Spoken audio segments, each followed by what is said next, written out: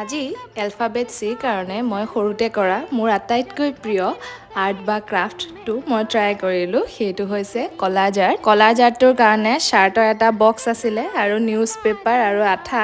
মই সেই তিনিটা বস্তুৱেই ইউজ কৰিলোঁ। আপোনালোকক কেঁচিৰো আনকি প্ৰয়োজন নহয়। আপোনালোকে চাগে সৰুতে বহুতখিনিয়ে কলাজ আৰ্ট কৰিছে। কোনে কোনে কৰিছে কমেণ্ট বক্সত জনাবলৈ নাপাহৰিব। আজিকালি এই আৰ্ট ফৰ্মটো মই বৰকৈ দেখা নোপোৱা হ'লোঁ, সেইবাবে ভাবিলোঁ এইটোকে কৰা যাওক। মোৰ ভিডিঅ'সমূহ যিহেতু সৰু সৰু ল'ৰা ছোৱালীৰ পৰা আদি কৰি বহুত ডাঙৰ মানুহেও চায়, সেইকাৰণে এই আৰ্টটো কিন্তু সকলোৰে কাৰণে খুব বেছি ভাল হয়, সময়ো খুব কম লাগে। আপোনালোকে যদি ভাবে এই ছামাৰ ভেকেশ্যনত মোৰ পৰিয়ালৰ চবে মিলি পেলাই কিবা এটা আৰ্ট বা ক্ৰাফ্ট ট্ৰাই কৰোঁ, এইটো কিন্তু তাৰ কাৰণে খুব বেছি পাৰফেক্ট হ'ব। একো বেছি ফেঞ্চি বস্তু ইউজ নকৰাকৈ আৰু অতি কম সময়তে আপোনালোকে কৰিব পৰা আৰ্টৰ ভিতৰত এইটো এটা অন্যতম।